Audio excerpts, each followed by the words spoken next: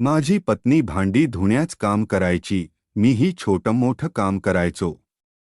अचानकच माझी पत्नी तिच्या मालकीन बाईंच्या घरून काही डब्बे आणू लागली आणि ते डब्बे ती तिच्या कपाटात ठेवू लागली. एके दिवशी मी तिला विचारलं की या डब्यात असं काय आहे, जे तू माझ्यापासून लपवून ठेवतेस? तेव्हा माझी बायको म्हणाली, मी तुम्हाला ते वेळ आल्यावर सांगेल. पण मी माझ्या बायकोला लपून ते डब्बे उघडून पाहिले, तेव्हा तर माझ्या पायाखालची जमीनच सरकली. कारण त्या डब्यात मी एक सामान्य माणूस आहे. माझं एक छोटं झेरॉक्सचं दुकान होतं. मी दिवसाचे काही 300 ते 400 रुपये कमवायचो. त्या थोड्याशा पैशात मी माझं घर कसंतरी चालवत होतो. माझी पत्नी 2-4 घरी धुनी भांड्यांचं काम करायची. मी रोज सकाळी 10 वाजता माझ्या दुकानावर जायचो. मला 2 मुली व 1 मुलगा होता. माझी बायको मला नेहमी बोलत असायची, तुम्ही मला कधीच काही घेऊन देत नाही. माझ्या काहीच गरजा तुम्ही पूर्ण करत नाही. मी तिला अनेक वेळा समजवायचो, मी मेहनत करतोय. माझ्याने होईल तेवढं मी नक्कीच करेन. पण काही जरी असलं तरी आम्ही आमच्या सामान्य आयुष्यात खुश होतो. माझी बायको रोज तिच्या कामाच्या ठिकाणाहून काही जेवणाचे डब्बे घेऊन यायची. तिच्या मालकीन बाई तिला रोज काही ना काही देत असायच्या. पण गेल्या काही दिवसांपासून माझ्या बायकोला रात्री तिच्या मालकीन बाईंचा फोन येऊ लागला. फोन आला की माझी बायको रात्रीची तिथे जायची, तर पहाटेच घरी यायची. दिवसेंदिवस माझी बायको सुंदर होत चालली होती आणि ती छान छान साड्या नेसू लागली होती. एके दिवशी मी माझ्या बायकोला विचारलं, तुझ्यात एवढा बदल कसा होतोय? कारण तू मला रोज बोलत असायची की तुम्ही माझ्या गरजा पूर्ण करत नाही. पण गेल्या काही दिवसांपासून तू तर कसलीच तक्रार करत नाहीये आणि तू एवढी सुंदर ही कशी होत आहेस? तर तेव्हा माझी बायको म्हणाली, याची सगळी उत्तर मी तुम्हाला रात्री 12 वाजल्यानंतर देईन. त्या दिवशी रात्री 12 वाजण्याची मी वाट पाहत होतो. रात्रीचे 12 वाजले तेव्हा मुलं तर झोपलेली होती, पण मी जागा होतो आणि माझ्या बायकोची वाट पाहत होतो. रात्री 12 नंतर माझी बायको तिच्या कामावरून घरी आली. तिच्या हातात रोजप्रमाणे 2 डब्बे होते. एका डब्यात खाण्याचा सामान होता. माझ्या बायकोने त्यातला एक डब्बा माझ्यासमोर ठेवला आणि आतून ती अजून काही डब्बे घेऊन आली. तिने ते सर्व डब्बे माझ्यासमोर उघडून ठेवले. त्या डब्यातल्या गोष्टी पाहून तर माझे डोळे पुरते चमकले होते. त्या डब्यांमधील ती वस्तू पाहून माझ्या तोंडातून आवाजच निघाला. मी माझ्या बायकोला म्हणालो, स्वाती, हे काय? हे एवढं धन तू कुठून आणलंस? तू तर एक साधारण धुनी भांडी करणारी कामवाली बाई आहेस ना? मग हे सगळं काय? तू कुठे चोरी तर नाही केलीस ना? तेव्हा स्वाती म्हणाली, अहो, तुम्ही काय बोलत आहात? मी असं का करेल ब्र? मला श्रीमंत व्हायचं आहे, हे मी मान्य करते. पण त्यासाठी मी चोरी कधीच करणार नाही. अगं, मग तू एवढं सगळं सोनं कुठून आणलंस? तेव्हा स्वाती म्हणाली, माझ्या मालकीन बाईंनी माझ्यावर खुश होऊन मला हे सगळं दिलं आहे. तुम्हाला जर काही नको असेल तर मला तसं सांगा, मी आत्ताच सर्व मालकीन बाईला देऊन येते. एवढं सोनं पाहून तर मला काही सुचत नव्हतं. पण मला ते परत देऊही वाटत नव्हतं. माझी बायको तिच्या कामामध्ये खूप प्रामाणिक होती, हे तर मला माहीत होतं. खरंच तिच्या मालकीन बाईने तिच्या कामावर खुश होऊन तिलाही दिलं असावं, याची मला कुठेतरी खात्री पटत होती. कारण माझी बायको जिथे काम करायची ती लोक फार मोठी माणसं होती. मी स्वातीला म्हणालो, स्वाती, मला तुझ्या बोलण्यावर विश्वास आहे. आता आपल्याकडे एवढं सोन आहे, तर आपण हे सोन मोडून त्याचा पैसा करून घेऊ आणि दुसऱ्या शहरात निघून जाऊ व तिथे आपलं आयुष्य जगू. मी असं बोलताच स्वाती म्हणाली, अहो, नाही नाही, आपण असं अजिबात करू शकत नाही. कारण मी माझ्या मालकीन बाईला वचन दिलं आहे की काही केल्या मी त्यांच्या घरचं काम सोडणार नाही. आपण श्रीमंत जरी झालो तरी मला माझ्या मालकीन बाईंच्या घरी जावंच लागेल. मला तर ते सगळं सोनं पाहून असं वाटत होतं की देवाने आमच्यावर चांगलीच कृपा केली आहे. मी माझ्या बायकोची ती अट मान्य केली. आता आम्ही खूप श्रीमंत झालो होतो. माझं झेरॉक्स छोटसं दुकान आता मोठं झालं होतं. माझ्या दुकानात मी 5-6 कामगारही ठेवले होते. या सर्व गोष्टीला आता 2 महिने उलटून गेले होते. सगळं काही सुरळीत चाललं होतं. मुलांचे शिक्षणही चांगल्या मोठ्या शाळेत होत होते. पण माझी बायको अजूनही रात्रीचा काही वेळ तिच्या त्या जुन्या मालकिनीकडे जात असायची आणि रोज सकाळी घरी येताना माझी बायको तिच्यासोबत एक लहान डब्बा घेऊन यायची.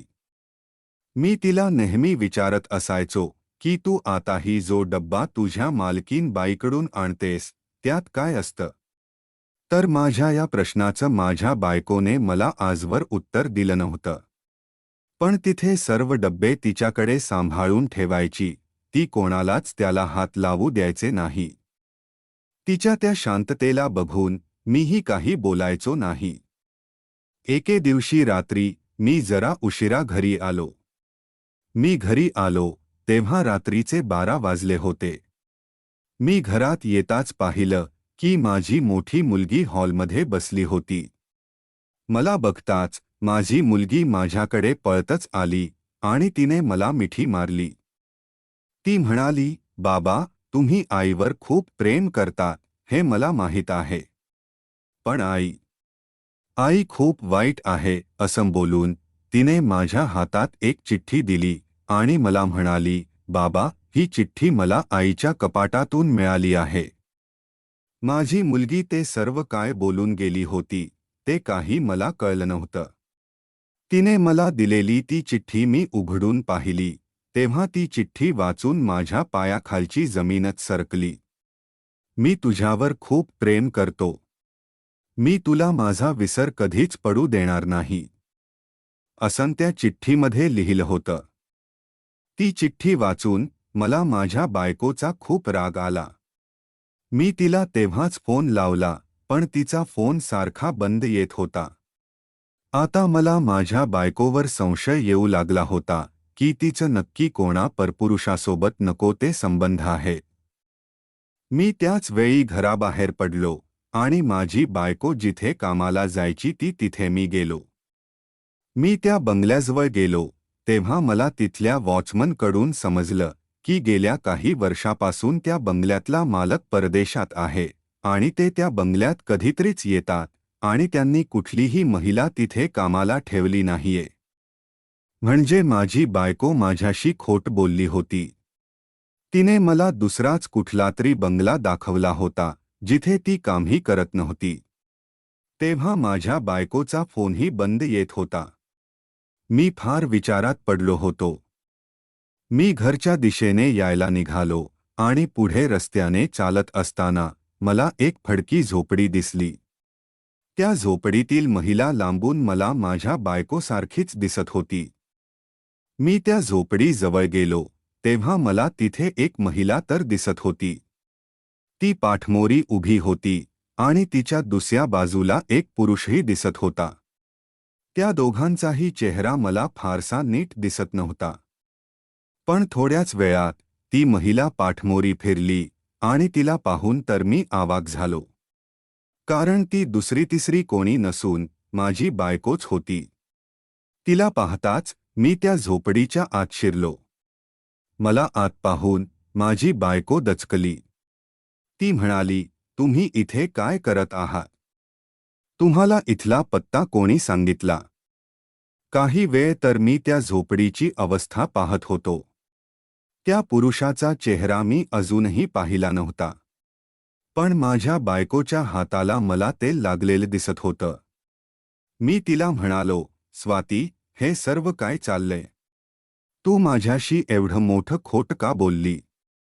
तू मला जो बंगला दाखवला होता त्या बंगल्यात तू काय कुठली दुसरी महिला काम करत नाही. तू जर दुसऱ्या कोणत्या मोठ्या बंगल्यात काम करत नाहीस तर मग तू तो एवढा पैसा कुठून आणलास? तुझं नेमकं काय चाललंय? मला खरं सांग. मला तुझ्या प्रियकराची चिठ्ठी सापडली आहे. तू श्रीमंत होण्यासाठी असलेले काम करशील मला असं कधी वाटलं नव्हतं. मला तेव्हा माझा राग आवरतच नव्हता आणि त्या रागाच्या भरात मी माझ्या बायकोवर हात उचलला. मी तिच्यावर हात उचलल्यानंतर माझी बायको जोरात किंचाळली आणि त्या झोपडीतील तो पुरुषही पालटला. त्या म्हातायाला पाहून मी थक्क झालो. कारण ते माझे वडील होते. मी माझ्या बायकोला म्हणालो, स्वाती, हे सर्व काय चालवला आहेस तू? तू माझ्या म्हाताया बापासोबत या पडक्या झोपडीत काय करत आहेस? तेव्हा स्वाती म्हणाली, अहो, मला माफ करा. मला माहीत आहे, तुम्ही तुमच्या वडिलांशी गेल्या कित्येक वर्षांपासून बोलत नाहीये. तुमचे बाबा मला एकदा या झोपडीतच दिसले. या बाबांचा फोटो मी आपल्या घरातील आडगळीच्या खोलीत पडलेला पाहिला होता. पण तुम्ही तुमच्या वडिलांचा किती तिरस्कार करतात हेही मला माहीत होतं. पण त्यांची अशी अवस्था पाहून माझ्याने राहवलं नाही आणि मी तेव्हा त्यांना भेटले. त्यांच्या शरीराच्या एका भागाला लखवा मारला होता.